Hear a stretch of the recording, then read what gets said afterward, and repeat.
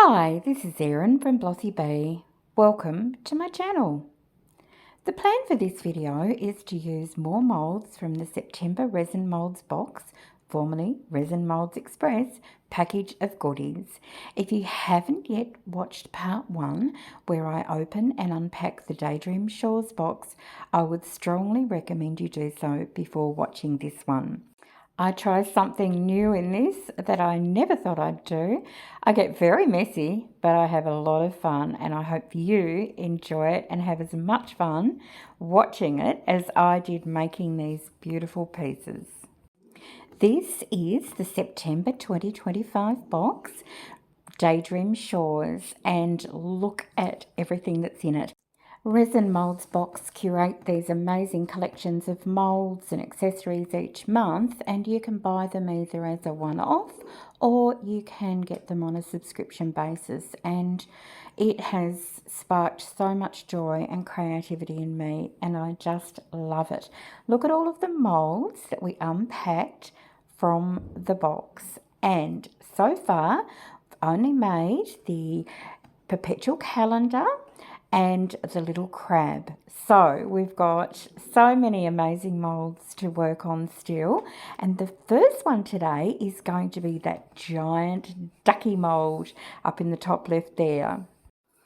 So this is part of a 2-part set, and I'll make the little one afterwards, but first of all we're going big.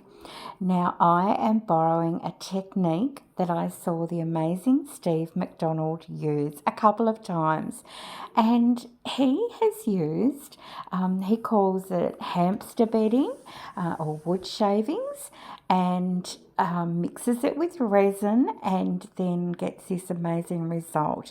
So I went to my local pet supply store and I purchased this. It's called Chipsi Classic.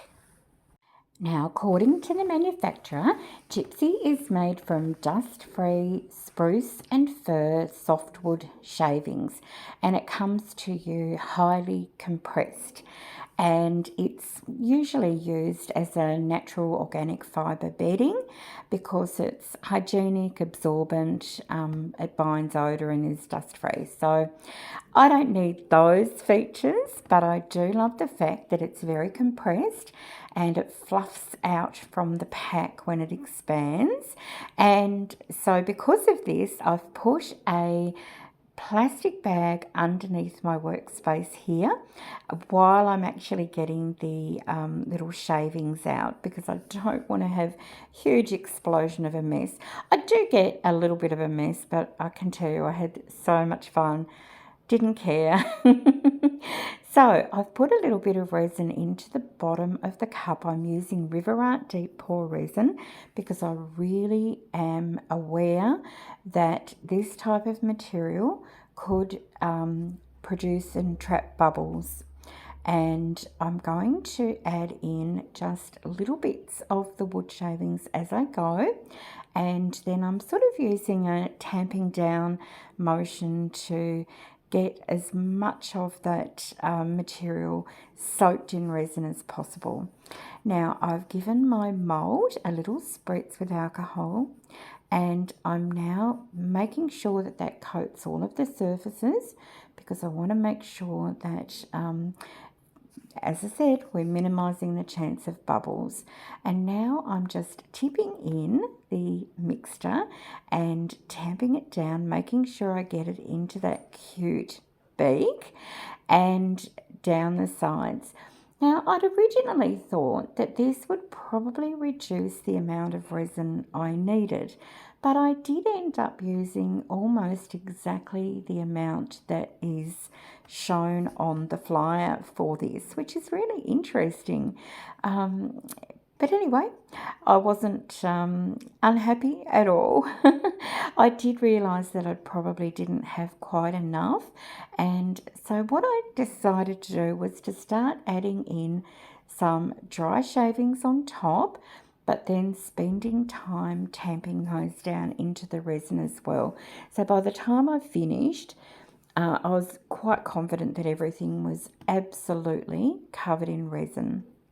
The next time I try this technique, I think what I'm going to do is to get to a point where the sawdust or the wood shavings is almost to the top of the mould, and then I think I'd let that cure, and then I would pour over a final little layer to make sure it's very smooth, because as you'll see when I demold this, I did have to do a little bit of sanding to get a very smooth surface. But look, I said, it's a new technique to me. I've loved watching Steve McDonald use it, and I wanted to give it a go. I thought it would look so pretty inside this beautiful big duck mould. And yeah, so learning as I go.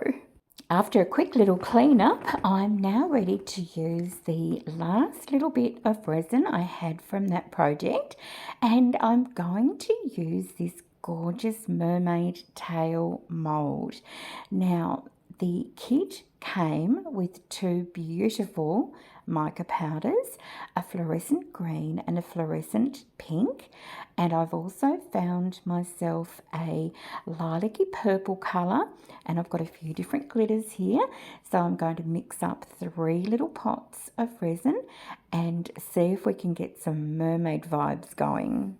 I add in some of this gorgeous Resin's laser silver glitter, and then some sort of slightly chunkier glitter I've got here, in the hope that it might look a little bit like little scales perhaps on our mermaid tail. And this green is so pretty, by the way, just loving it. And now we'll do our little pink one, and again I'm using that chunky sort of white. It's got the slightest tinge of pink to it. It's very pretty. And this is some holographic silver glitter. And now our purpley coloured mica powder and some purpley black glitter.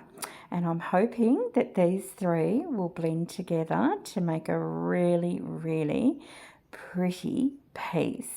And just a teeny little bit of the snow white dust in there as well, and a little bit of glue. So the Elmer's glue is going to hopefully help the glitters stay suspended in the mixture, and it will give me a little bit more delineation, so they won't hopefully blend together as much as they would without it. I was surprised how much I needed to add actually for this tiny little amounts, but anyway, it is what it is. And while I remember, thank you so much for everyone who messaged me or left comments on the previous video where I made the Perpetual Calendar. I had so much love for the colours and the decals and the sparkles and everything. So that meant a lot to me. Thank you very much. And I'm so happy that I was able to make something that was unique. And I also got quite a lot of great feedback about the little tip about taking those little silicone posts down to a more manageable level. So I do love hearing your feedback and getting comments and receiving your messages. So thank you, it means the world. So with this beautiful little mermaid tail mould, I'm just layering up the colours, and I paid particular attention to the little fins to make sure that there were no air pockets in there, and then I'm just making sure that every colour is represented, and we just keep swirling on up. And I'm pretty excited to see how this one turns out. I've never seen a mould like this before. With the little bit of leftover coloured resin, I just make some super cute little hearts. Okay, it is now time to turn our attention to these gorgeous 3 little moulds. I thought that the orca and beluga mould plus the little duck mould would look really pretty with these beachy themed beads, and also clear resin and just a hint of sparkle. So I've picked out from my bead collection all these beautiful lilac-y purple colours. So there's little starfish and sea urchins, and I've added in some clear beads as well. And then I'm going to put them into a little container and then add in the bit of sparkle and resin and mix them together. I want to make sure that all of the pieces are coated and that the chance of any air bubbles is minimized.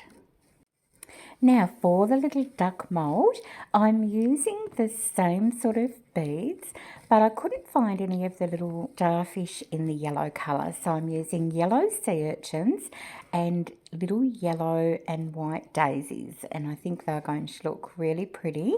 I also add in some clear beads to this one as well, and some sparkle and the resin, and do exactly the same. Now I refer back to the little brochure that's been included just to make sure that I know how much resin I need for each of the pieces, and it isn't a lot for any of these, and just adding in that tiny little bit of just resin, Snow White sparkle dust, to give it a little bit of extra bling. I have sped this stirring part up because I did spend quite a bit of time to make sure that all of the beads were fully coated. Now I'm going to use the Elmer's glue again to try and suspend the particles within the mould, and I'm not going to be unhappy if they fall down to the bottom of the mould, which is going to be the top of the creatures, because I think that could also be a really pretty effect. But I'm just going to try so that I don't get everything moving down. So once I've filled these 3 moulds, I set those aside to cure for 24 hours, and then with the last little bit of resin left over, I go ahead and add some of that beautiful pink fluorescent pigment powder to the mixture and pour just a few little pieces that I'm going to put aside for the October Breast Cancer Awareness Fundraiser my friend is running. 24 hours later, it is time to demould, and I'm so excited. So I'll just very quickly demould the little pink pieces. I did notice that because I'd used the resin that was left from the beluga mould, the orca mould, and the duck mould, it did have some of those little fine clear beads in it, and they're not ideal for little thin moulds.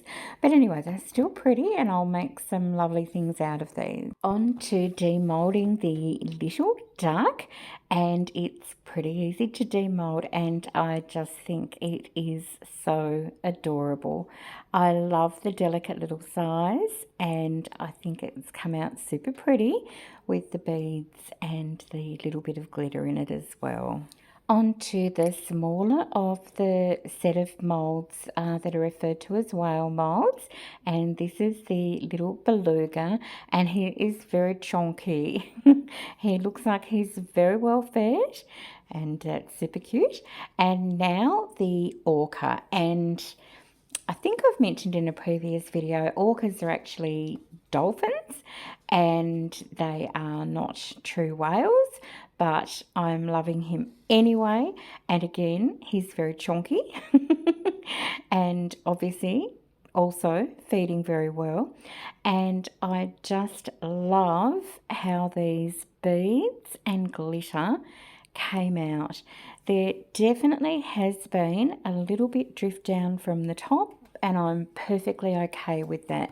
It gives that outer layer of their skin a gorgeous effect. These are such cute little moulds to have on hand for when you've got smaller amounts of resin as well. Look at this, I'm so excited. So firstly, I'll just demould these little hearts, and these are made with the 2 mica powder colours that came with the kit, and just the addition of a third little lilac one. And now let's have a look at our mermaid tail. This tail was a little bit tricky to get demoulded because it's got these different curves and angles, and I wanted to be super careful about the fins.